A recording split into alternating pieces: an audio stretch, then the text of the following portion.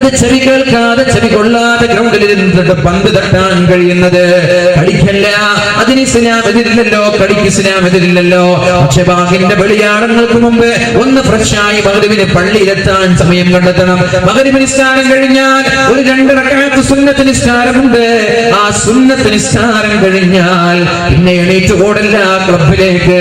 ഉമ്മമാരെ സീരിയൽ തുറക്കാൻ പോവല്ല, സിനിമ തുറക്കാൻ പോവല്ല. ഞാൻ പറയട്ടെ, നമ്മുടെ വീട്ടിലുള്ള ടിവി ഉണ്ട്, നമ്മുടെ വീട്ടിലുള്ള ടെലിവിഷനുകൾ ആരാണോ വീട്ടിലേക്ക് കൊണ്ടുവന്നത് അവരാണ് ആ ടിവിയിലൂടെ കാണുന്ന മുഴുവൻ തിന്മകളുടെയും ഉത്തരവാദി. മക്കളിരുന്നിട്ട് സിനിമ കാണുകയാണ്.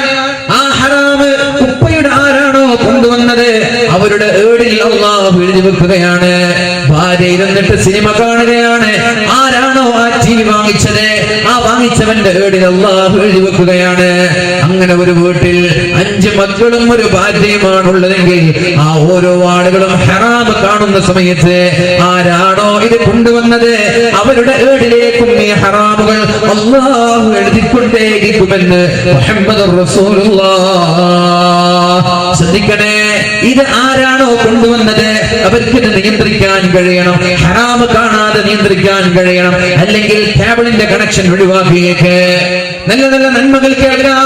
ആ ഒരു ടിവിയിലൂടെ പരിശുദ്ധമായ ഖുർആനാണ് കേൾക്കുന്നതെങ്കിൽ, ഖുർആനിന്റെ തഫ്സീറാണ് കേൾക്കുന്നതെങ്കിൽ, വഅദാണ് കേൾക്കുന്നതെങ്കിൽ, ഇൽമുമായി ബന്ധപ്പെട്ട പഠനാർഹമായ വിഷയങ്ങളാണ് കേൾക്കുന്നതെങ്കിൽ ആരാണോ കൊണ്ടുവന്നത് അവരുടെ നന്മയുടെ ഏടുകളിൽ അല്ലാഹു നന്മകൾ എഴുതി വെക്കുമെന്നും മുഹമ്മദുർ റസൂലുള്ളാഹ്. മൻ സന്ന ഫിൽ ഇസ്ലാമി സുന്നതൻ ഹസന. ഇസ്ലാമിൽ ഒരാൾ നന്മയ്ക്ക് തുടക്കം കുറിച്ചാൽ ശേഷം വരുന്ന ആളുകൾ ആ നന്മ ചെയ്യുമ്പോ ആ തുടക്കം കുറിച്ചവൻ അതിന്റെ ഓഹരിയുണ്ട്. ആരാണോ തിന്മയ്ക്ക് തുടക്കം കുറിച്ചത്, ആരൊക്കെയാണോ ആ തെറ്റ് ചെയ്യുന്നത് ആ ചെയ്യുന്നവരുടെ തെറ്റ് തിന്മയ്ക്ക് തുടക്കം കുറിച്ചവനുമുണ്ട്. അതുകൊണ്ട് മഗ്‌രിബ് നിസ്കാരം കഴിഞ്ഞ് 2 റക്അത്ത് സുന്നത്ത് നിസ്കാരം കഴിഞ്ഞാൽ മുസല്ല ബന്ദ് ചെയ്ത് മുസല്ല നേരെ നമ്മൾ അടച്ച് നേരെ ടിവിയുടെ മുമ്പിലേക്ക് പോവല്ല. ചെറുപ്പക്കാരാ ക്ലബിലേക്ക് പോവല്ല, ബസ് സ്റ്റാൻഡിലേക്ക് പോവല്ല. അവിടെ ഇരിക്ക്, പള്ളി ഇരിക്ക്. അല്പസമയം, കുറെ സമയമൊന്നും ഇരിക്കണ്ട. പരിശുദ്ധമായ സൂറത്തുൽ മുൽക്ക് നമ്മൾക്ക് പാരായണം ചെയ്യാലോ. തബാറകല്ലദീ ബിയദിഹിൽ الملك وهو على كل شيء قدير الذي خلق الموت والحياة ليبلوكم أيكم أحسن عملا. നാളെ നമ്മൾ പാരത്രിക ലോകത്തേക്ക് പോകുമ്പോ ആദ്യത്തെ ചോദ്യം നടക്കുന്നത്, ആദ്യത്തെ ഇന്റർവ്യൂ നടക്കുന്നത് ഖബറിലാണ്. മഹാനായ ഉസ്മാൻ തങ്ങൾ നരകത്തെ കുറിച്ച് കേൾക്കുമ്പോൾ കരയാറില്ല, സിറാത്തിനെ കുറിച്ച് കേൾക്കുമ്പോൾ കരയാറില്ല, അക്ഷറയെ കുറിച്ച് കേൾക്കുമ്പോൾ കരയാറില്ല. ഫീ യൗമിൻ കാന മിഖ്ദാറുഹു 50000 സന. ഒരു ദിവസത്തെ ദൈർഘ്യം എന്ന് പറയുന്നത് 50,000 വർഷത്തിന്റെ ദൈർഘ്യമാണ്. മഹ്ശറയിൽ ഒരു ചാൺ മുകളിലുള്ള സൂര്യന്റെ ചൂടേറ്റ് കാലിൽ ചെരുപ്പില്ലാതെ കുപ്പായമില്ലാതെ വിവസ്ത്രരായിട്ട് നെരിയാണി വരെ വിയർപ്പിൽ മുങ്ങിയവരുണ്ട്. ഊര വരെ, ഷോൾഡർ വരെ, ചെവി വരെ, മൂക്കറ്റം വരെ വിയർപ്പിൽ കുളിച്ച ആളുകളുണ്ട്. കോടാനക്കോടി ആളുകളെ ചെമ്പിന്റെ ഭൂമിയിൽ എത്ര വർഷമാണ്? 50,000 വർഷമാണ് അല്ലാഹു നാളെ ചോദ്യം ചെയ്യുന്നത്. അങ്ങനെ ഒരു മഹ്ശറയുടെ കഥ പറയുമ്പോൾ ഉസ്മാൻ തങ്ങൾ കരഞ്ഞിട്ടില്ല. ഉസ്മാൻ തങ്ങൾ കരഞ്ഞത് ഖബറിനെ കുറിച്ച് കേൾക്കുമ്പോഴാണ്. എന്റെ ഉസ്മാൻ, ഖബറിനെ കുറിച്ച് കേൾക്കുമ്പോൾ കരയാനുള്ള കാരണം എന്ന് ചോദിച്ചപ്പോ മഹാനായ ഉസ്മാൻ തങ്ങൾ പറഞ്ഞത്, ഫഇന്നഹു അവ്വലു മനാസിലിൻ മിൻ മനാസിലിൽ ആഖിറ. മരിച്ചാൽ ആദ്യത്തെ ഇന്റർവ്യൂ നടക്കുന്നത് അവിടെയാണ്. മരിച്ചിട്ട് ഫസ്റ്റ് കൂടെ അവിടെയാണ്. ഫസ്റ്റ് നമ്മൾ ആദ്യം തന്നെ അങ്ങോട്ടല്ലേ പോവാ, ആദ്യം ഖബറിലാണ്. അവിടുത്തെ ചോദ്യവും അവിടുത്തെ അദാബും സന്തോഷവും എല്ലാം കഴിഞ്ഞിട്ട് അവിടുത്തെ എന്റെ ആദ്യത്തെ വീട് ഖബറാണ്. ആ ഖബറ് രക്ഷപ്പെട്ടാൽ പിന്നെ എനിക്കൊന്നും പേടിക്കാനില്ലല്ലോ. ആ ഖബറിൽ ഞാൻ വിജയിച്ചാൽ എനിക്ക് സിറാത്തിനെയോ എനിക്ക് നാളെ നരകത്തെയോ പേടിക്കാനില്ല. ഖബർ വിജയിച്ചാൽ പിന്നെ എല്ലാം വിജയമാണ്. ഖബറിലെങ്ങാനും ഞാൻ പരാജയപ്പെട്ടു പോയാൽ എന്റെ മഹ്ശറയുടെ അവസ്ഥ എന്ത്? എനിക്ക് നരകമല്ലേ കിട്ടുക? പിന്നെ എല്ലാം പരാജയമല്ലേ? അതുകൊണ്ടാണ് ഞാൻ ഖബറെന്ന് കേൾക്കുമ്പോൾ കരയുന്നത്. ആ ഖബറിന്റെ അദാബിൽ നിന്ന് രക്ഷപ്പെടാനുള്ള ഒരു വഴി പരിശുദ്ധ ഹബീബ് സല്ലല്ലാഹു അലൈഹി വസല്ലമ തങ്ങൾ നമ്മോട് പഠിപ്പിക്കുന്നുണ്ടല്ലോ. നബി തങ്ങൾ പറയാണ്, ഹിയൽ മുൻജിയ ഹിയൽ മാനിയ. ഖബറിന്റെ അദാബിൽ നിന്ന് രക്ഷപ്പെടാൻ ആഗ്രഹിക്കുന്ന ആളുകൾ മഗ്രിബ് നിസ്കാരം കഴിഞ്ഞാൽ പരിശുദ്ധമായ സൂറത്തുൽ മുൽക്ക് പാരായണം ചെയ്യണേ. 2.5 പേജാണുള്ളത്. 5 മിനിറ്റ് പോലും ആവശ്യമില്ല. ആ സൂറത്തുൽ മുൽക്ക് പാരായണം ചെയ്യുന്ന ആളുകൾക്ക് ഇൻഷാ അല്ലാഹ് ഖബറിന്റെ അദാബ് ഉണ്ടാവില്ല. ഇത് പറഞ്ഞത് വമാ യാതിഖു അനിൽ ഹവാ ഇൻ ഹുവ ഇല്ലാ വഹ്യുൻ യൂഹാ. അല്ലാഹുവിന്റെ ഹബീബ് പറഞ്ഞ വിഷയങ്ങളാണിത്. അല്ലാഹു പറഞ്ഞ വിഷയങ്ങളാണിത്. അതുകൊണ്ട് ഖബറിൽ രക്ഷപ്പെടാൻ മഗ്രിബ് നിസ്കാരം കഴിഞ്ഞാൽ നമ്മൾക്ക് പരിശുദ്ധമായ സൂറത്തുൽ മുൽക്ക് പാരായണം ചെയ്യാം. അല്ലാഹു തൗഫീഖ് ചെയ്യട്ടെ. അത് കഴിഞ്ഞാൽ പിന്നെ എണീറ്റ് പോവാനാണോ? അല്ല. അത് കഴിഞ്ഞാൽ വീണ്ടും ഒരു 10 മിനിറ്റ് എന്തിനെ? സൂറത്തുൽ വാഖിഅ പാരായണം ചെയ്യാം. എന്താണ് സൂറത്തുൽ വാഖിഅയുടെ പ്രത്യേകത? എന്താണ് സൂറത്തുൽ വാഖിഅയുടെ പ്രത്യേകത? അല്ലാഹു ഒരുപക്ഷേ നമ്മൾക്ക് സാമ്പത്തികമായ ഭദ്രത നൽകിയിട്ടുണ്ടാവാം, അനുഗ്രഹം നൽകിയിട്ടുണ്ടാവാം.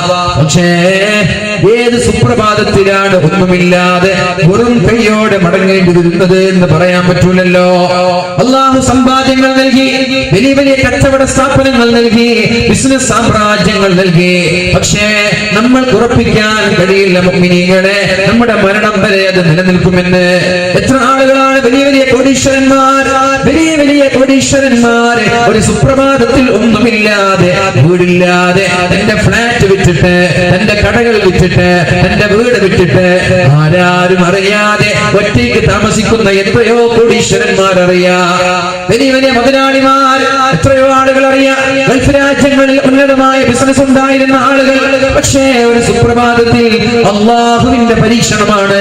ഒന്നും നൽകാതെ അള്ളാഹുയാണ് ഏതെങ്കിലും ഒരു മൂലയിലേക്ക് ഒതുക്കുന്നുണ്ട്.